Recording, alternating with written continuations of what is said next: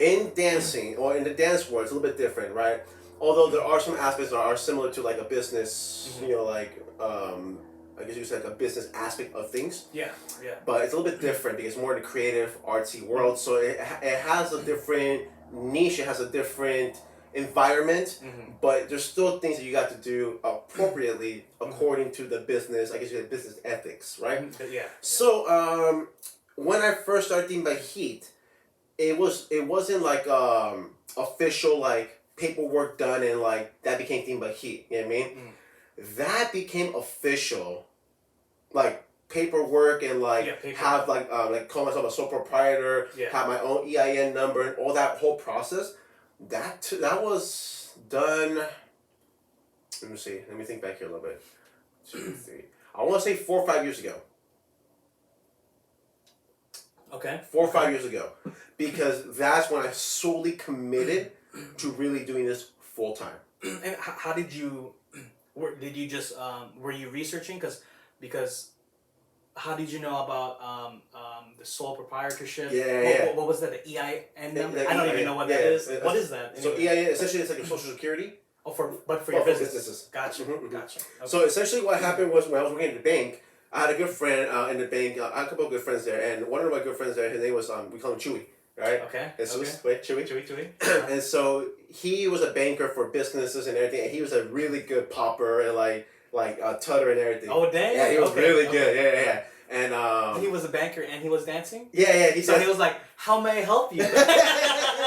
yeah, like during break time, I'll be like, "Yo, Chewy," and then just start doing his moves, and I'm like, "How to hit it?" He would just start breaking. I'm like, "Bro, like that's so clean," you know. Damn. And so he was the one to kind of like help me like expand with that business. And so of course when I started, because at that time I was a teller at that time. Okay. So I was looking into like the business world and like how like sole proprietor or the S corp and all the whole Inc. LLC or whatever. LLC, all that stuff. Yeah. He was the one who helped me understand it better. Gotcha. And so I was like, okay. At that time, I wanted to use my own social security for sole proprietor. I was like, oh, okay, it's just me, and I'm just doing it myself. Right. But then I think he himself was like, actually don't do it under your social, because if you make money for your business and then money from like the bank or whatever you do working, then you have like double income, then the taxes will hit you harder. I was like, oh, I don't want that. Right. I was like, okay, so that's where he's like, that's where the EIN comes in handy. I was like, oh, and I was like, what's that? He's like, Social Security, but for your business. I'm like, oh, okay, cool. So okay, go ahead. I was gonna say, so where can you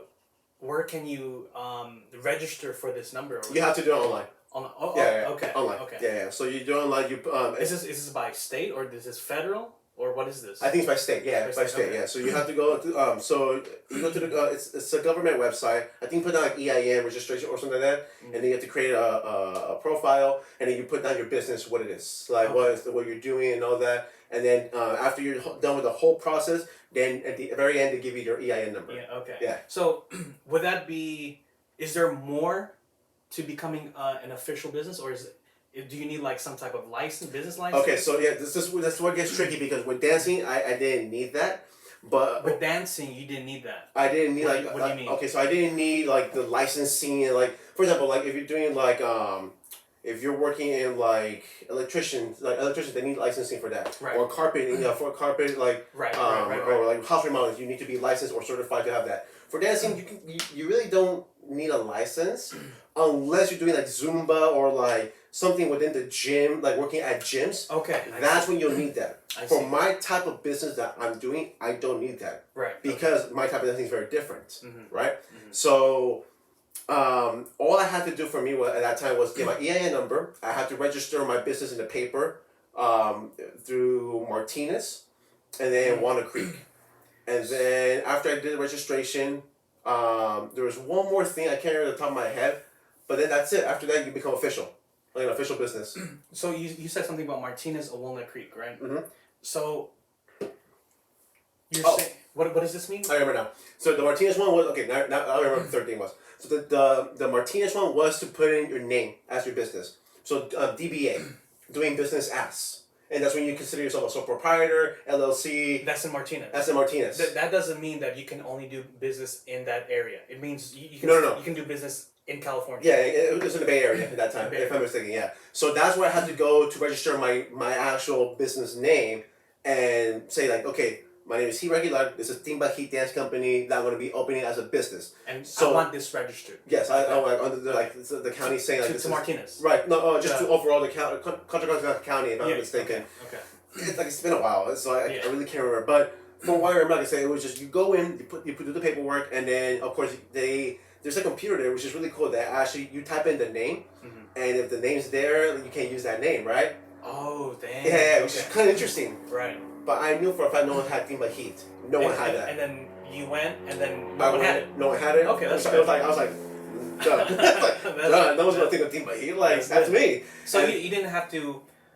With all of this, you didn't have to like get a lawyer to read something. No. Fortunately, no. Okay. I know a lot of people who try to do businesses have to have a lot of stuff to get. Yeah. It's a huge process. Yeah. Fortunately for me, man, it was very smooth. It was just like pretty easy, like a breeze. So I was like, oh, okay, here we go. And then you said something about Walnut Creek. Walnut Creek was to get my my business name in the paper. Paper. In the paper, so newspaper. Yeah, like in articles in newspaper because it has to be in the articles or the newspaper for 3 weeks. I think I'm mistaken, a month or 3 weeks, and essentially. So this is this is now in the marketing side. Yeah, well, it's all together. So in order to do in order for me to open my business to be official, you have to do that. I had to do all those 3 things: get the EIN, oh, wow. go to Martinez, and then have to go to Walnut Creek to get that. So with the Walnut Creek. If you do that, that will it will show your business in the paper, saying that it's an official business now. Like my business is now like open now for the public. Oh, gotcha. It makes sense. So now it's not like it's like it's just like I just made a business right now. I'm saying like Hebert's Plastic Cups, and then no one knows about it besides only my family and like close friends. Right. Now it's saying like my name's like an outdoor source where people where people can see that Timba Heat Dance Company is a name taken by Hebert Aguilar. So now no one can use that name or use that business, whatever the case may be. So it's basically like it's kind of like so it's like public record. Yeah, it's like a public record. That's exactly what it was. Public record. Yeah. Okay, I see. Dang. So after that, you get the EIN number. Mm-hmm. You go to Martinez. Go to Walnut Creek to do those things, and then after that, that's it. That was it. That's it. For me, at least, that was it. For your type of business, for your type of company, that's it. That's it. Well, and then everything after that, it's all on you. It's on you after that. I see. Yeah. Wow. So then after I got all that paperwork done, then that's when I started like having more students, having more gigs and all that. Wow. And I can actually use like when people, like for example, like perfect example was when who was it? When Google hired me, right? I had Google hire me. You told me that, and I'm like, Hebert, that's a dope client, man. Yeah, it was a fantastic client. Shout out to the Google in Redwood City. You guys are great. I love them. I love those guys. But when they hire me, they're like, "How can we pay you?" They put my name, Timba Heat Dance Company, right? So it's not anymore Hebert now. Not Hebert Aguilar anymore. Now it's Timba Heat Dance Company, right? Or like, for example, if Thumbtack, Thumbtack, it's like another, it's kind of like a source, like looking for like it's like a service. Okay. Like a service provider. I've done a corporate event for the actual Thumbtack in San Francisco, and when they pay me, it was under Timba Heat Dance Company. So now I can use Timba Heat Dance Company as like a entity for people to pay me if they need to pay me. They can still pay me under Hebert Aguilar if I want to. Yeah. Right. But it's best to pay you through your business. It doesn't matter because I'm doing business as I have a DBA, so doing business as Timba Heat Dance Company. Since I'm a sole proprietor, I can do that. So someone can pay me under my dance company or under my name, and it's still the same. It's still the same. Okay. But as long as I report it and do it under like the business aspect, that's fine. And so when I do my taxes, I have my taxes over the business, and then my taxes for my personal. For your personal stuff. Okay.